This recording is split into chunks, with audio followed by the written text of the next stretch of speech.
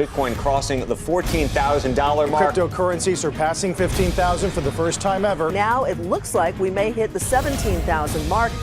Bitcoin's price has been on a wild ride. 2017 alone saw massive gains, starting the year at under $1,000 and at its peak breaking $19,000. As Bitcoin's popularity surges and its price rises and falls, more and more people are asking the same question. How does Bitcoin, something that's essentially invisible and intangible, have value? That answer starts with basic economics.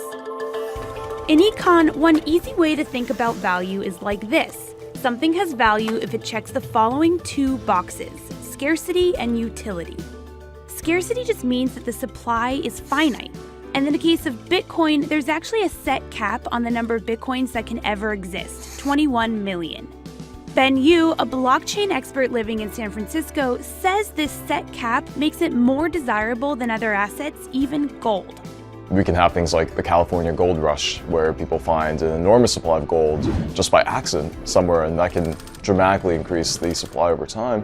And so it begins, the great gold rush to California. Or technological increases make it far easier for us to mine gold. So we actually see that today. We mine gold at 4 times the rate that we did just 100 years ago. So if Bitcoin checks the box for scarcity, what about its utility? Bitcoin's utility lies in its potential to be a more efficient currency or commodity than we already have. Proponents say it's useful for a number of reasons. First, Bitcoin's decentralized, meaning no bank, government, or single person has control over it. It can't be toppled by corruption at the top. Another use of Bitcoin is that it's trivially divisible, meaning you can buy a donut with it as easily as you can buy a house or even a mansion. Gold is very difficult to use transactionally. You can't go to the store and shave off some gold shavings to pay for your cup of coffee or buy a car with it. And third, the code it's built on is open source, meaning it's available for anyone to look at, scrutinize, and even modify. But as you may have noticed, none of those uses are intrinsic, and that's a point Bitcoin skeptics love to make. It has no intrinsic value. The idea that it has some huge intrinsic value is just a joke. It is not a rational currency in that sense.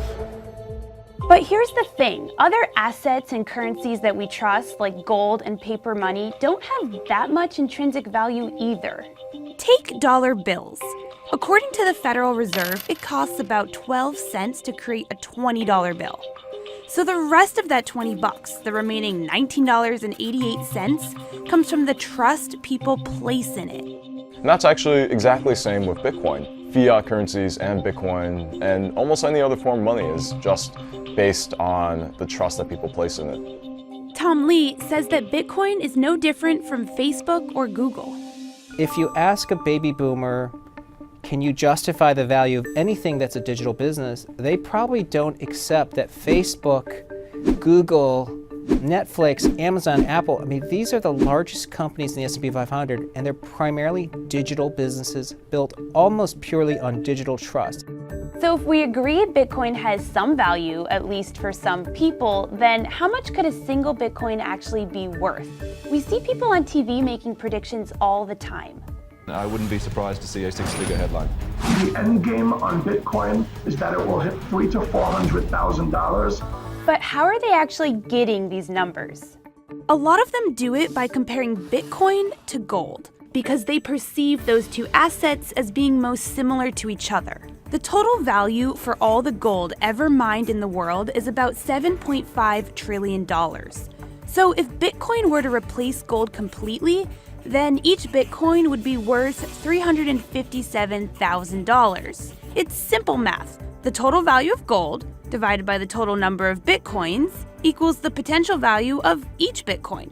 Or if you want to be more realistic, just take a portion of it.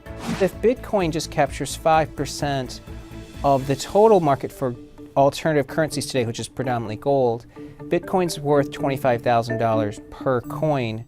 And here's another theory analysts use to price Bitcoin, Metcalfe's law. Metcalfe, an electrical engineer, proved that the value of a social network or telecom company is proportional to its number of users squared. A good way to think about it is like this. A single telephone is useless, but the value of telephones increases exponentially as others get phones. Metcalfe's law holds for Facebook using 10 years of data, and Tom Lee says it holds for Bitcoin. Since 2013, 94% of the value of Bitcoin's been explained by just those two variables. Ultimately, Bitcoin's price will depend on the demand for it. If people believe in it and continue to buy it more than they sell it, then the price will rise. And conversely, if Bitcoin is sold more than it's bought, the price will fall. Many people think that Bitcoin is a bubble, and that's predicated on the concept that Bitcoin has no value. But there's reason to believe that that isn't true. By definition, Bitcoin is scarce. And the crypto may have utility as a superior way to store and exchange wealth.